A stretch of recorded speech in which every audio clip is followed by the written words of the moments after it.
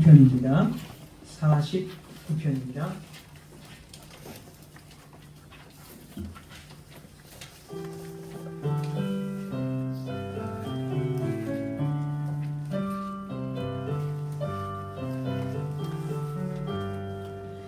들으라 만민들아 들으라 세상의 거민 모두 들으라 빈부와 위천 막론하고서 들을지어다 내 입은 지혜 내 마음 명철 작은 소리로 묵상하리라 내 비유에 내 귀 기울이고 나 수금으로 고명한 말풀리 죄악이 나를 따라 해우는 환난을 어찌 두려워하랴 자기의 재물 의지하는 자 풍부함으로 자긍하는 자 아무도 결코 구성 못하며 그 위한 속전 마련 못함을 그 생명 성량 너무 귀하기에 영원히 마련 못할 것임이라 영존에 석은 안 본다 하나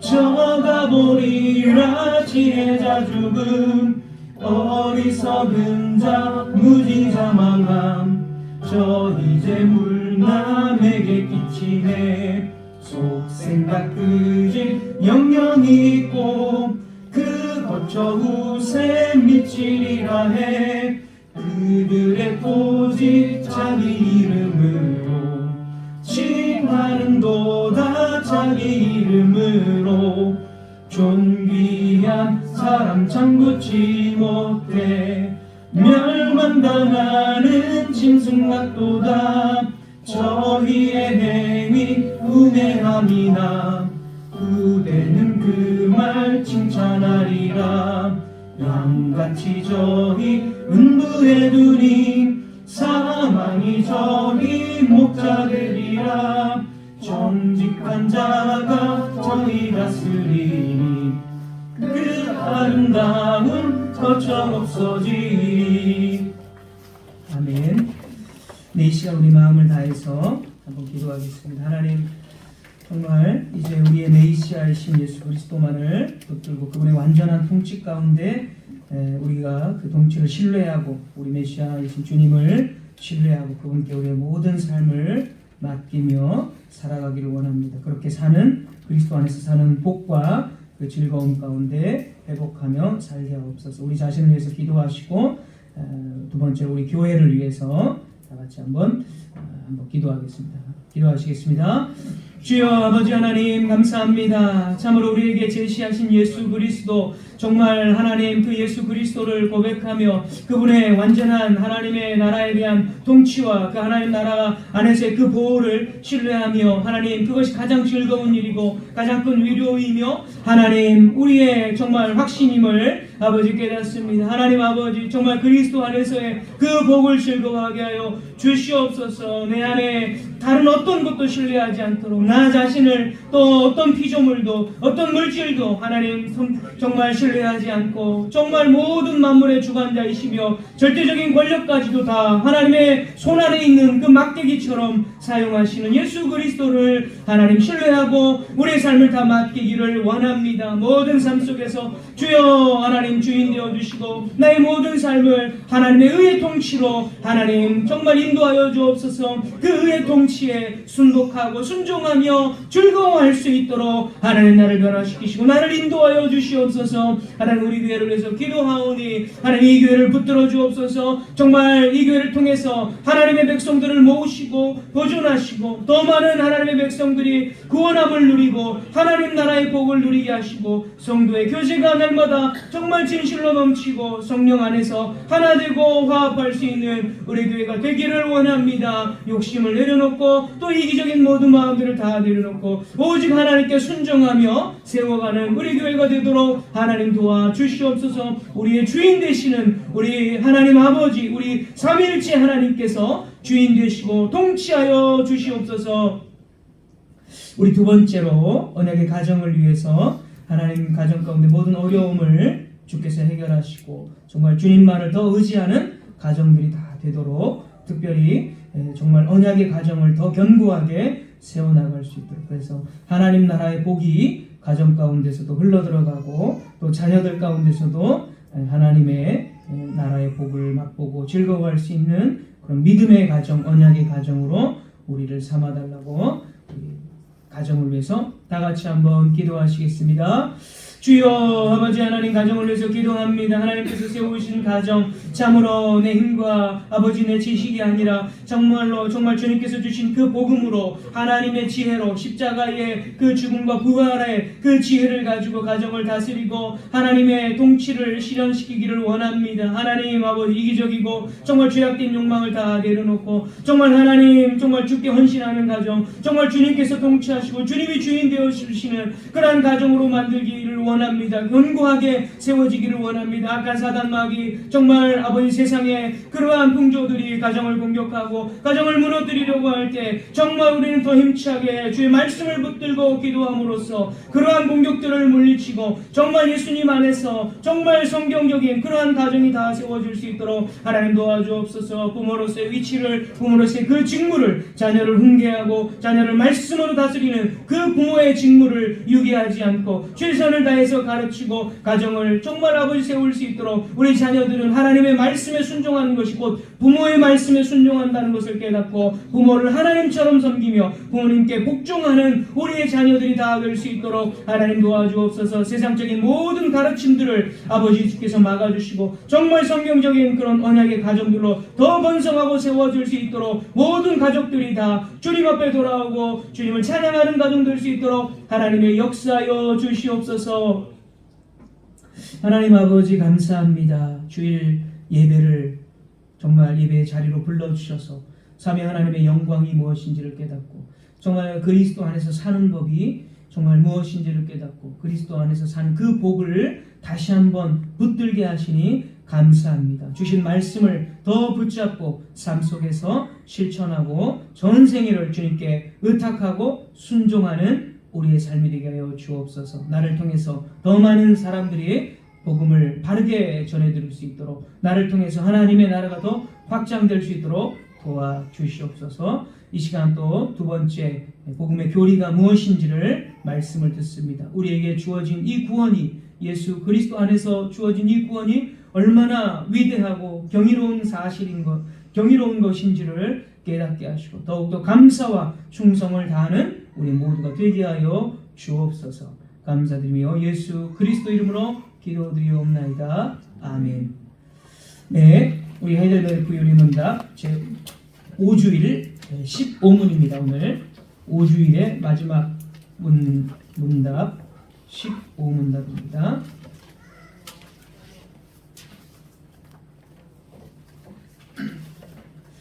네, 우리 15문과 16문이 조금 비슷한데 조금 반복해서 다음 주도 조금 더 말씀을 드리든지 아니면 간략하게 알고 좀 생략을 하든지 그런 식으로 하겠습니다. 자, 제가 15문을 읽으면 여러분이 답을 해주시면 되겠습니다. 15문. 그렇다면 우리는 어떠한 중보자와 구원자를 찾아야 합니까?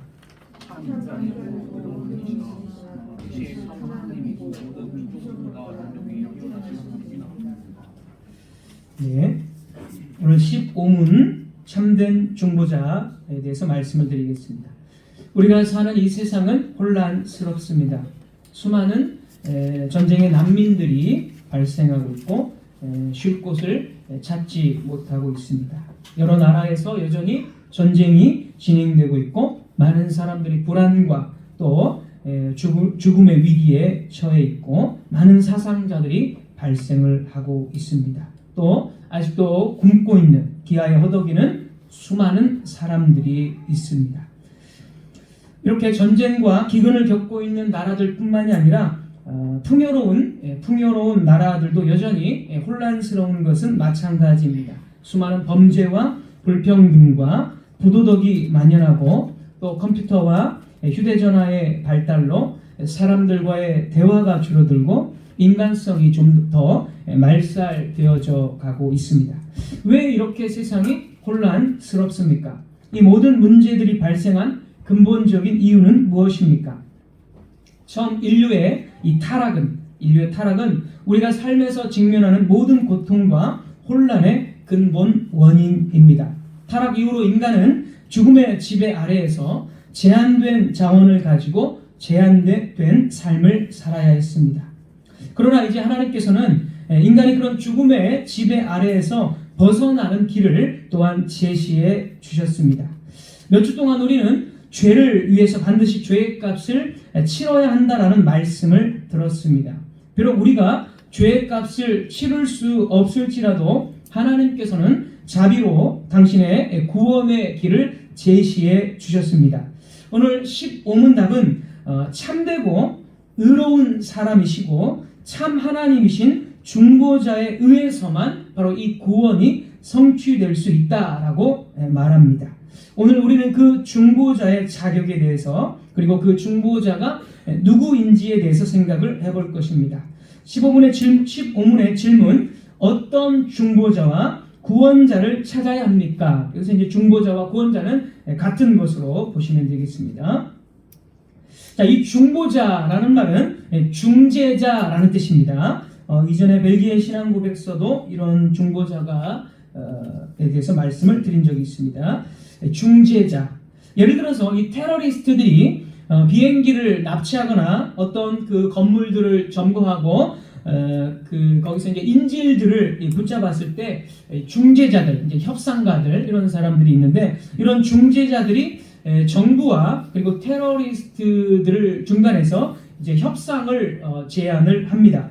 그래서 이 중재자는 테러리스트들의 요구가 무엇인지를 정부에게 전달을 하고 또 정부의 어떤 그런 의도, 그 정부가 준비한 것들을 이런 테러리스트들에게 전달을 함으로써 인질을 잘 이렇게 석방할 수 있도록 중재의 역할을 합니다.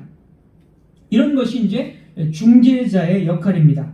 일반적인 의미에서 이 중보자 또는 중재자는 중간에서 매개하는 역할이지만 성경이 이 말을 사용할 때는 하나님과 사람 사이의 중재의 역할, 하나님과 사람 사이의 중재의 역할 또는 하나님과 사람의 관계를 화해시키는 역할을 표현할 때 쓰입니다. 자, 하나님과 인간 사이를 중재하고 화해시키는 역할. 왜 중보자가 필요할까요? 지난 시간까지 계속 들었던 것처럼 하나님과 인간 사이에는 엄청난 간격, 도저히 해결할 수 없는 간격이 생겼습니다. 그 간격은 하나님의 공의, 즉 죄에 대해서 하나님은 심판을 요구하시지만 사람은 그것을 해결할 수 없고 다른 피조물이 이를 해결해 줄 수 없기 때문에 바로 이 중재자 또는 중보자의 역할이 필요하게 된 것입니다. 자, 예를 들어서 이 성경에서 이제 중재자의 역할들이 상당히 많이 나오는데, 예를 들어서 출애굽기를 보면 하나님께서 이제 애굽을 심판하시고 이스라엘 백성들을 애굽으로부터 구원하셨습니다. 그리고 이스라엘을 시내산으로 인도하십니다. 그리고 이제 하나님께서 시내산에 강림을 하셨습니다. 이때 그 강림의 모습을 보면 불과 또 빽빽한 구름, 천둥 소리 같은 거, 그 다음에 우레와 번개, 그리고 온 산이 지진으로 흔들렸다라고 기록을 해줍니다. 출애굽기 19장에서. 그래서 이제 하나님께서는 이 시내산에서 이스라엘 백성들과 언약을 맺고 특별히 언약의 10가지 말씀, 이 10계명을 말씀하시고자 하셨습니다. 그러나 이때 이스라엘의 반응은 어땠습니까? 그들은 하나님의 강림하심, 이 강림하심이 너무나 무서웠습니다. 그래서 그들은 이렇게 말합니다. 출애굽기 20장 19절에서 이렇게 말합니다. 모세에게 이르되 당신이 우리에게 말씀하소서 우리가 들으리이다. 하나님이 우리에게 말씀하시지 말게 하소서 우리가 죽을까 하나이다. 여기에서 우리는 이 이스라엘 백성들이 하나님의 강림하심 때문에 너무나 하나님 앞에 그 말씀하시는 것조차 들을 수 없다라는 것을 이스라엘 백성들이 지금 알고 있습니다. 그러니까 하나님의 강림하심 앞에 자신들은 본성적으로 죽은 죄인들이기 때문에 하나님의 말씀을 직접 듣다가는 내가 죽을까 하노라, 이런 두려움에 사로잡힌 것입니다.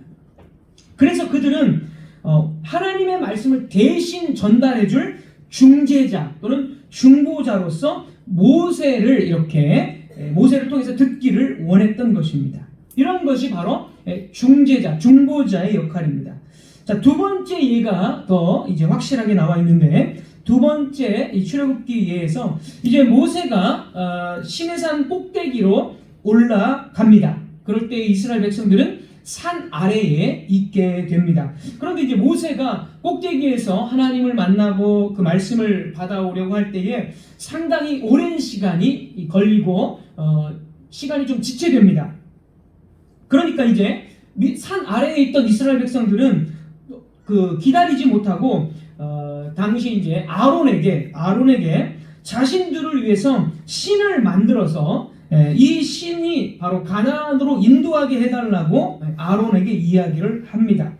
아론은 할 수 없이 백성들이 원하는 금송아지를 만들어서 이렇게 이야기합니다. 이스라엘아, 이는 너희를 애굽 땅에서 인도하여 낸 너희의 신이로다.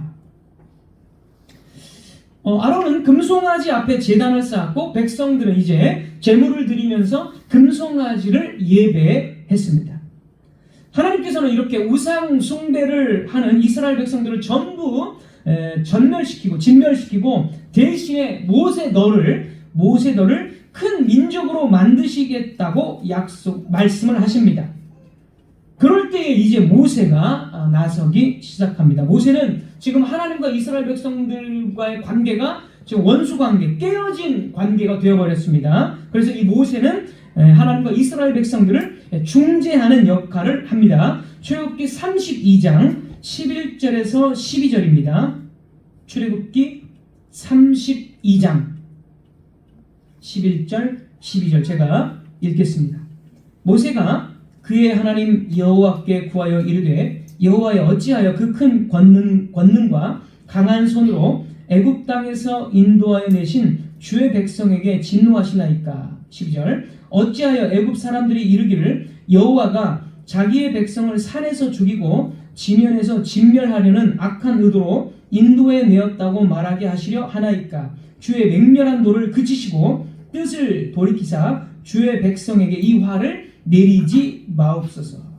자, 모세는 이제 여기서 아까 말한 대로 협상이라는 표현은 좀 그렇지만 쉽게 표현해서 중재하고 협상하는 역할을 합니다. 그러니까 지금 하나님께서 이스라엘 백성들을 진멸하면 이스라엘 백성들이 애굽에서 이렇게 탈출을 해서 광야까지 왔는데 하나님이 여기서 진멸한다면 하나님은 이스라엘 백성들을 죽이시기 위해서 애굽에서 이끌어내셨다, 그런 평판을 듣게 될 것이다, 이렇게 말을 하면서 그런 평판을 듣는 것은 이게 절대로 불가능하다. 하나님의 이름이 그런 평판을 듣는다는 것은 결코 안 된다 하면서, 그러니까 이들을 진멸해서는 안 된다라고 중재를 하는 겁니다. 그게 이제 첫 번째 이유였고, 두 번째 이유가 13절에 이어서 나옵니다. 13절, 출애굽기 32장 13절 제가 읽겠습니다. 주의 종 아브라함과 이삭과 이스라엘을 기억하소서. 주께서 그들을 위하여 주를 가리켜 맹세하여 이르시기를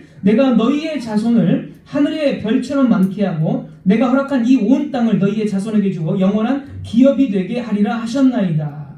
여기서 이제 두 번째 이 모세의 논리는 아브라함의 후손들인 이스라엘 백성들을 분명히 가나안 땅으로 인도하시겠다라고 아브라함에게 언약으로 약속을 하셨습니다.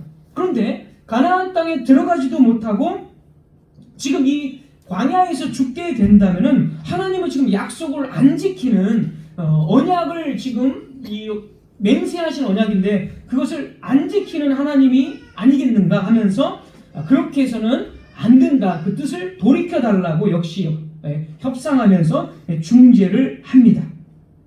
그래서 이렇게 두 가지의 이유를 모세가 중재하면서 두 가지 이유를 내세웁니다. 그래서 이제 14절입니다. 이어지는 14절, 여호와께서 뜻을 돌이키사 말씀하신 화를 그 백성에게 내리지 아니하시리라. 그 진멸하고자 하는 그 화는 하나님께서 거두셨습니다. 그런데 그럼에도 불구하고 이스라엘 백성들은 모세가 산에 내려오기까지도 계속해서 우상 숭배를 하면서 방자히 행했습니다. 방자히. 그래서 이제 모세는 이거 이렇게 백성들이 방자히 행하기 때문에 하나님 편에 선 사람들인 레위 사람들을 모집해서 너희의 형제들, 너희의 가족들, 그리고 너희의 이웃들, 우상 숭배하는 형제와 가족과 이웃들을 전부 다 죽이라라고 말을 합니다.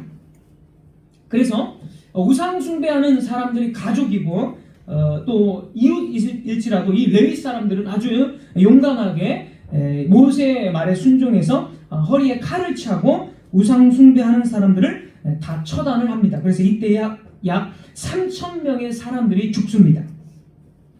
자, 그런데도 불구하고 이튿날에도 이스라엘을 위해서 모세는 중보의 사역을 계속합니다. 30절 31절입니다. 출애굽기 32장 30절 31절. 자, 제가 읽겠습니다. 이튿날 모세가 백성에게 이르되 너희가 큰 죄를 범하였도다. 내가 이제 여호와께로 올라가노니 혹 너희를 위하여 속죄가 될까 하노라 하고 31절 모세가 여호와께로 다시 나아가 여짜오되 슬프도소이다.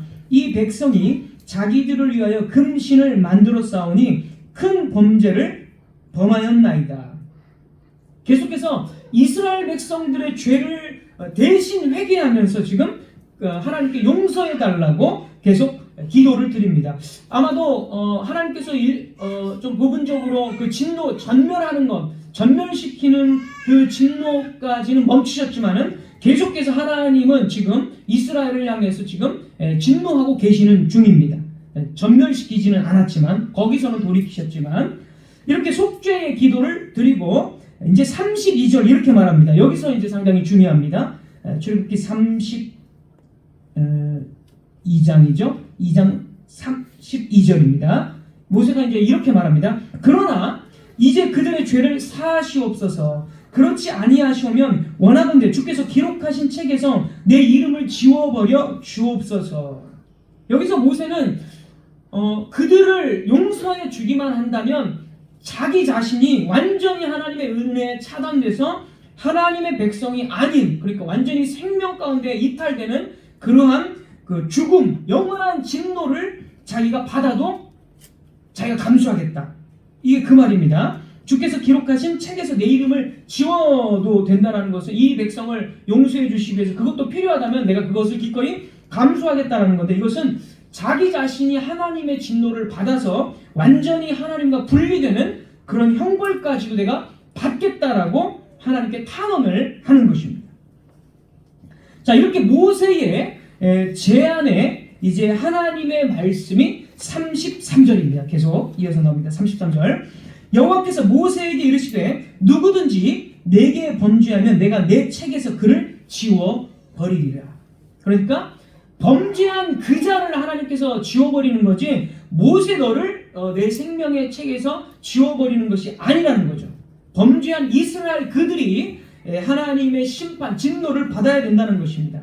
그리고 나서 34절, 35절입니다. 34절, 35절 내가 보응할 날에는 그들의 죄를 보응하리라. 하나님께서 이스라엘을 지금은 그래도 조금 전멸시키는 것은 하지 않지만은 분명히 그들을 보응하시겠다는 겁니다. 그러면서 여호와께서 백성을 치셨습니다. 그러니까 하나님께서 마땅히 그 진노로 치셨습니다. 치시니 이는 그들이 아론이 만든 바 그 송아지를 만들었음이더라. 자, 하나님께서 여기서 아주 중요한데 하나님께서 왜 모세의 제안을 받아들일 수 없었습니까? 모세는 분명 중재자, 중보자입니다. 그래서 민수기 12장 3절에 보면 모세는 중보자로서 그 아주 탁월한 자격을 가지고 있는데, 민수기 12장 3절에서 보면 모세는 이 지상에서 가장 온유한 사람이다 라고 평가가 됩니다. 게다가 민수기 12장 7절에서 모세는 나의 온 집에, 그러니까 하나님의 온 집, 이스라엘 백성 전체를 상징하겠죠. 하나님의 온 집은 이스라엘 전체 백성 전체를 향해서 충성된 자다, 이렇게 충성된 자다라고 말합니다. 하나님이 그렇게 모세를 평가하셨습니다. 이것은 하나님께서 모세의 그 중보자의 사역을 너무나 기뻐하시고 받아주셨다라는 것을 뜻합니다. 그러나 모세 역시 죄인이었습니다. 그래서 모세의 희생은 죄값을 지불하도록 받아들여질 수가 없었습니다. 이스라엘 백성들의 그 우상 숭배를 모세가 자기가 희생한다 할지라도 그 죄의 값은 지불될 수 없다라고 하나님께서 말씀하신 것입니다. 모세는 하나님이 바라시던 그런 중보자가 아니었고 오실 중보자의 모형이었을 뿐입니다.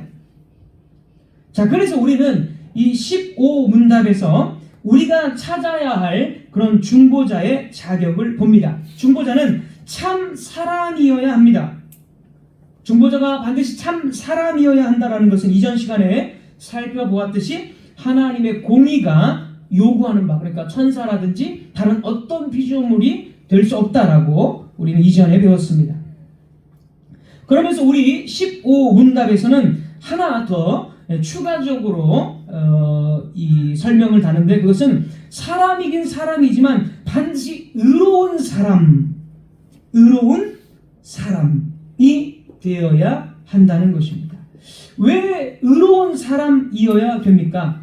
누구든지 자기가 죄인이어서는 죄에 대한 대가를 치를 수 없기 때문에 그렇습니다. 하나님은 완전하시기 때문에 죄와 관련되지 않는 완전한 의로운 사람이어야 바로 하나님의 그 진노를 대신해서 받아서 죄의 값을 치를 수가 있는 것입니다. 자, 모세는 참 사람이지만 스스로 의로울 수 없을 뿐더러 누군가를 의롭게 할 수 있는 사람도 아닙니다.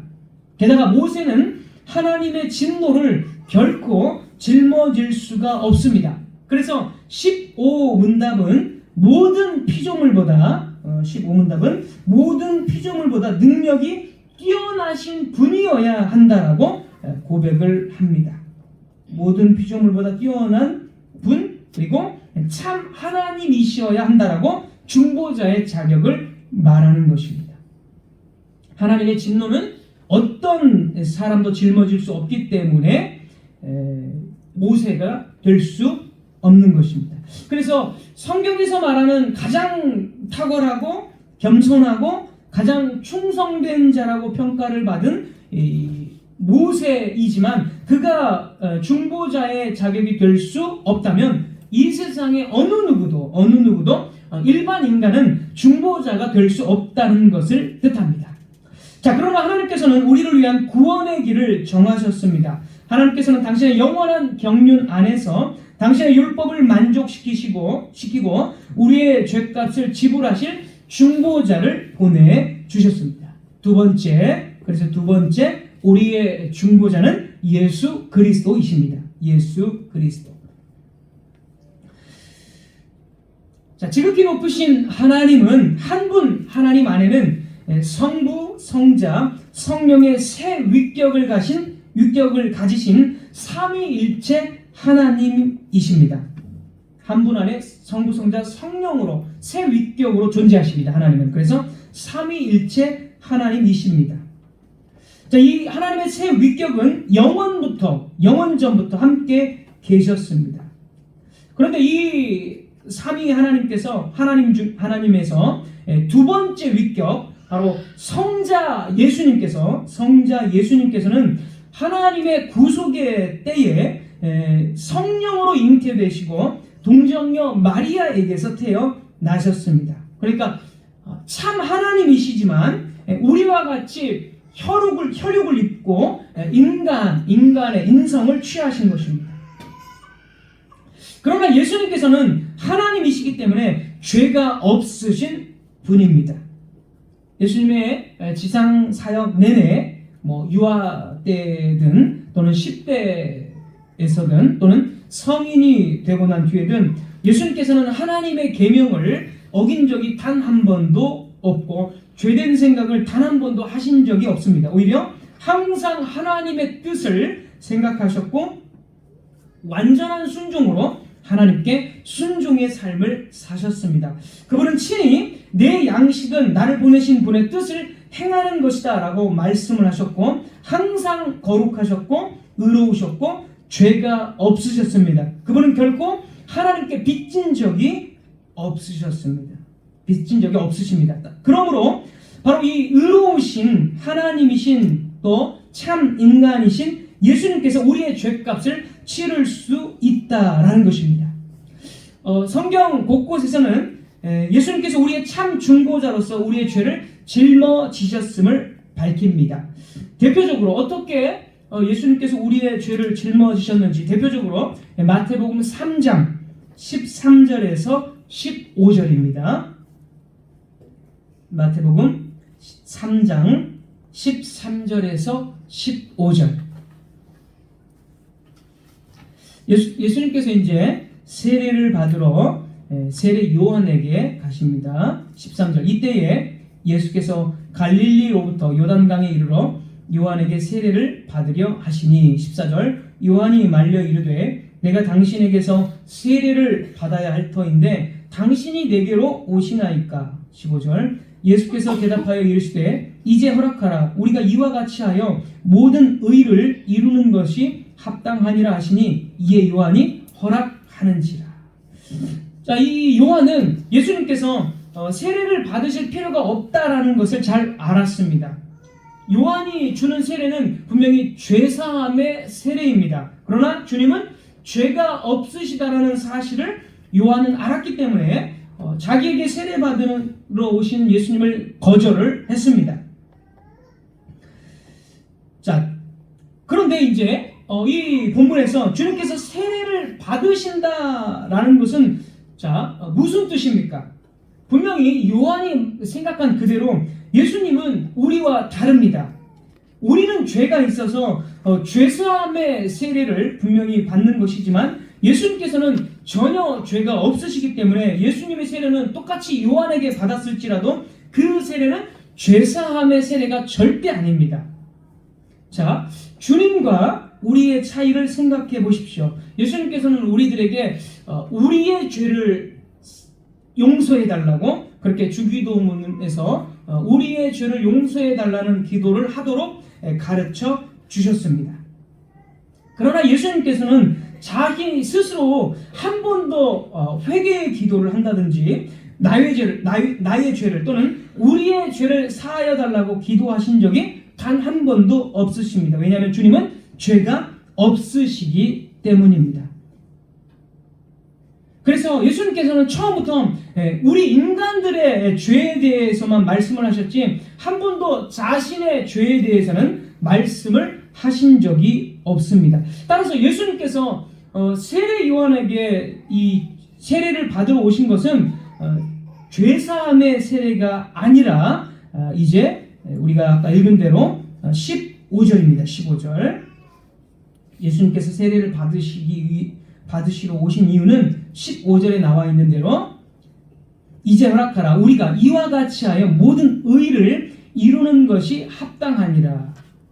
하나님의 의를 이루기 위해서 예수님께서는 세례를 받으신 것입니다. 자, 이 말의 뜻이 무엇입니까? 이전에 설교 때 한번 말씀을 드린 적이 있습니다. 예수님의 세례는 하나님의 의를 이루는 것인데, 자, 여기서 하나님의 의를 이룬다라는 것은 예수님께서 죄인들과 같이 되셨다라는 것을 뜻합니다. 이사야 53장 12절. 이사야 53장 12절입니다. 범죄자 중 하나로 헤아림을 받았음이니라. 그러나 그가 많은 사람의 죄를 담당하며, 예수님은 죄가 없으신 분이시지만 범죄자 중에 한 사람으로 간주되었다라는 것입니다. 그리고 그는 많은 사람의 죄를 대신 짊어졌다라는 것입니다. 자, 그러니까 마태복음 3장에서 예수님은 세례를 받아야 하는 무리 중에 한 사람처럼 되셔서 지금 요한에게 지금 무릎을 꿇은 것입니다. 자, 히브리서 2장 17절입니다. 히브리서 2장 17절. 그러므로 그가 범사의 형제들과 같이 되심이 마땅하도다. 형제들, 그러니까 하나님의 백성들과 같이 되셨다. 동일시 되었다라는 것입니다. 모든 면에서 죄인들과 같아지셨다라는 것이죠. 그래서 예수님께서 의를 이루신다라는 것은 하나님의 뜻에 따라서 자신을 죄인들과 동일시하시고 자기 백성들의 죄를 다 짊어지심으로써 이제 그 십자가에서 죽으심으로 하나님의 의가 무엇인지를 보여주신다라는 뜻입니다. 하나님의 그 공의를 이제 자기 백성들의 죄를 다 짊어지셨기 때문에 하나님의 자기가 죽음으로써 죄의 값으로 죽음으로써 하나님의 공의를 만족시켰습니다. 그렇죠? 그래서 이렇게 함으로써 하나님의 의를 이루는 것이 합당하니라 이런 뜻이 되겠습니다. 자, 예수님께서는 그래서 이 십자가에서 죽으시는 것을 무엇이라고 이야기하냐면 세례다라고 말합니다. 마가복음 10장 38절입니다. 마가복음 10장 38절. 이르시되 너희는 너희가 구하는 것을 알지 못하는도다. 내가 마시는 잔을 너희가 마실 수 있으며 내가 받는 세례를 너희가 받을 수 있느냐. 십자가의 죽음을 잔이라고 표현했고 그 다음에 세례라고 표현을 했습니다. 그러니까 예수님의 세례는 하나님의 의를 이루는 것이죠. 하지만 그 세례는 단순히 요단강에서 요한에게 세례를 받는 것만을 말하는 것이 아니라 하나님의 의를 이루기 위해서 자기가 십자가의 죽음을 죽는 것까지도 자신이 받아야 할 세례, 즉 이렇게 함으로써 의를 이루는 것이다라고 성경은 표현을 하고 있는 것입니다. 죄 없으신 영원하신 하나님이신 예수님은 자기 백성의 자리를 취하시고 그들의 삶을 사시고, 그러니까 자기 백성들의 삶, 특별히 이제 이스라엘 백성들의 삶을 그대로 사십니다. 복음서 보면. 그래서 이런 것들 많이 이전에 말씀드렸지만 한 번 더 말씀을 드리면 복음서에서 예수님의 이 공생애라고 하죠. 공생애. 왜 공생애라고 합니까? 개인적인 자신의 삶이 아닙니다. 예수님의 삶은 자기 백성들의 삶의 그 공적인 삶, 함께 연합된 삶, 그래서 공생애입니다. 그래서 이 복음서의 많은 부분들은 예수님의 삶이 개인적인 그런 삶이 아니라 자기 백성들을 위한 삶 또는 자기 백성들과 연합된 그런 삶을 사는 것으로 나타내기 때문에 그 백성들의 삶을 재현해 내십니다. 예를 들어서 예수님께서 광야에서 40일 동안 시험받은 사건은 구약 이스라엘 백성들이 40년 동안 시험받은 사건의 축소판입니다. 바로 40이라는 숫자로 맞춰지고 있습니다. 둘 다 광야이고 40이라는 숫자에 맞춘 것은 우연이 아닙니다. 과거에 이스라엘 백성들이 가나안 정복에 앞서서 요단강을 건넜듯이 예수님 또한 이 새로운 그런 이스라엘의 대표로서 요단강에서 세례를 받으셨습니다. 또 이스라엘이 애굽에서 생활하다가 탈출한 것처럼 예수님도 애굽에서 탈출한 적이 있습니다. 예수님께서 유아 때 태어나셨을 때에 이제 헤롯의 칼을 피해서 애굽으로 도망갑니다. 그리고 애굽으로 도망갔다가 이제 그 헤롯이 죽자 애굽에서 다시 가나안 땅으로 돌아오십니다. 이것은 이스라엘 백성들이 애굽에서 일정 기간 동안 살다가 가나안 땅으로 들어가는 것과 같은 것입니다. 그래서 마태복음 2장에서 이스라엘 백성들이 했던 그 애굽에서의 그 탈출을 예수님도 지금 애굽에서 탈출한 사건이다라고 똑같이 이렇게 마태복음 2장에서 이야기를 하는 것입니다. 따라서 예수님의 세례는 결코 개인적인 세례가 아니었습니다. 예수님의 세례는 중보자로서 자기 백성들과 하나 되어서 그들의 죄를 짊어지고 죽으심의 자리까지 내려가는 것, 그것이 바로 예수님의 세례이고 실제로 십자가에서 죽음의 세례를 예수님은 받으신 것입니다. 주 예수님은 참 하나님이시며 참 사람으로서 의로우시며 우리의 죄값을 치렀기 때문에 참 중보자이시기 때문에 고린도전서 1장 30절은 이렇게 말합니다. 고린도전서 1장 30절 이런 구절들은 신약 성경에 수없이 많지만 대표적으로 하나만 말씀드립니다. 고린도전서 1장 30절 예수는 하나님으로부터 나와서 우리에게 지혜와 의로움과 거룩함과 구원함이 되셨으니 예수 그리스도는 사람으로부터가 아니라 하나님으로부터 오셨기 때문에 참 하나님이시기 때문에 결코 죄가 없으신 분이고 그리고 하나님의 능력으로 우리에게 의로움과 거룩함과 구원함이 되신다 이렇게 말합니다. 자, 예수님이 우리의 의로움이 되신다라는 것은 무슨 뜻입니까? 지난주 말씀을 다시 한번 좀 생각하고 복습해 보시기 바랍니다. 예수님께서 죄의 값을 완전히 치르셨기 때문에 우리에게 의로움이 오는 것입니다.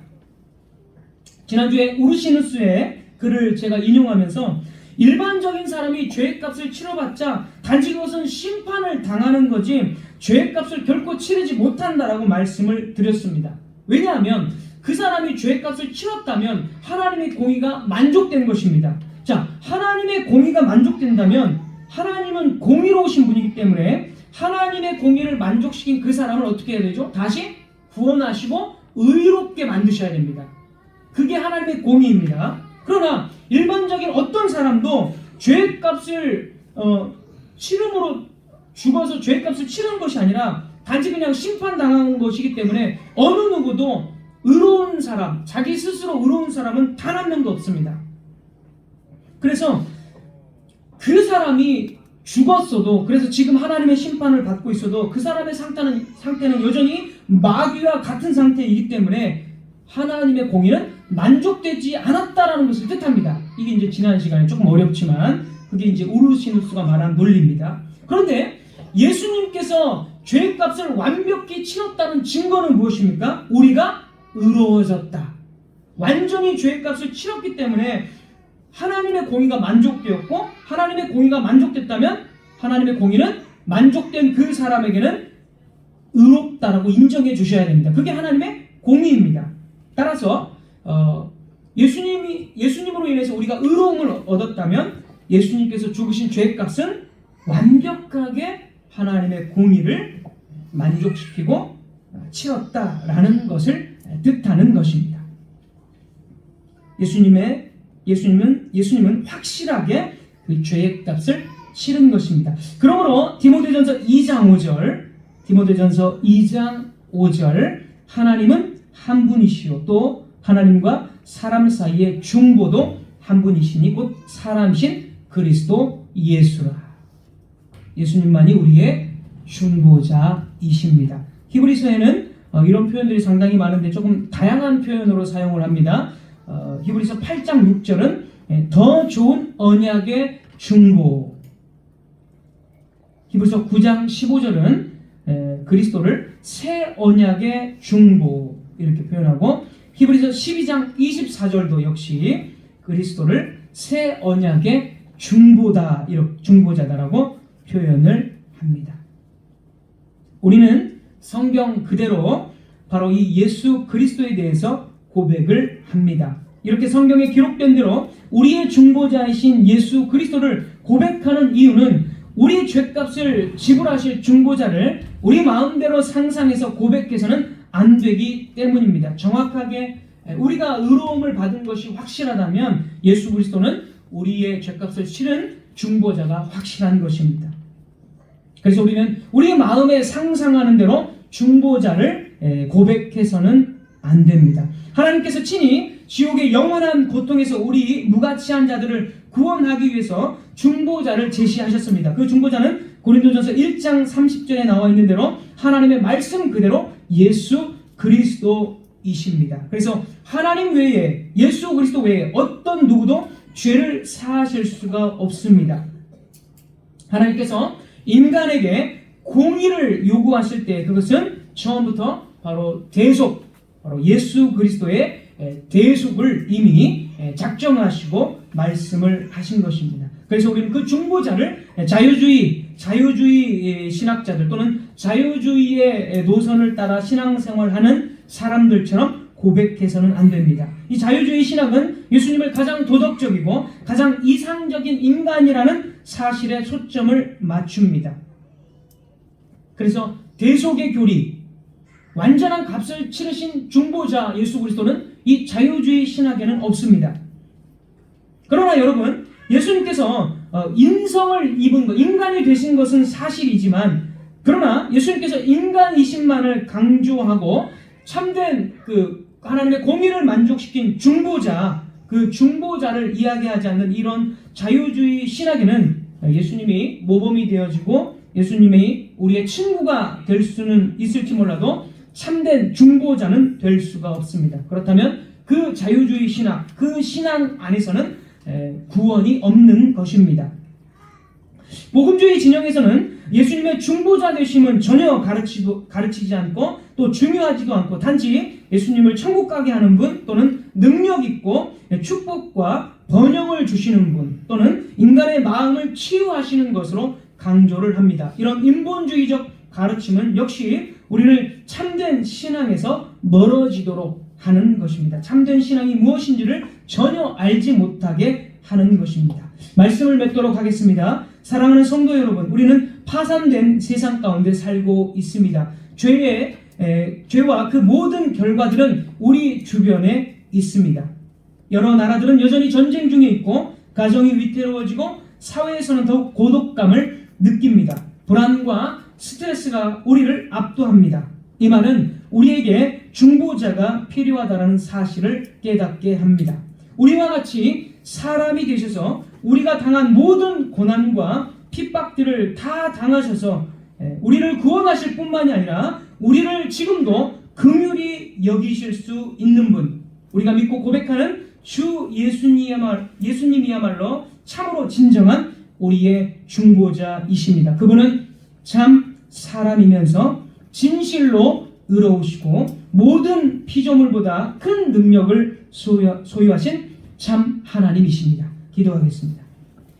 하나님, 중보자의 자격, 중보자 예수 그리스도만을 우리가 고백해야 됨을 다시 한번 깨닫습니다.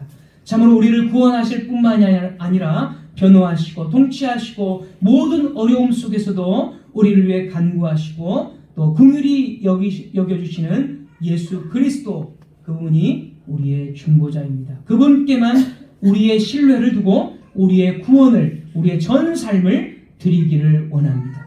예수 그리스도 이름으로 기도드립니다. 아멘.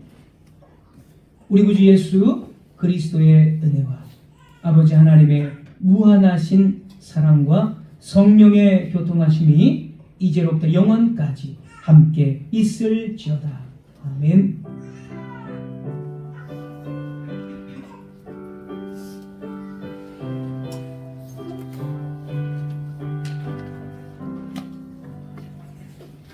예배 마쳤습니다.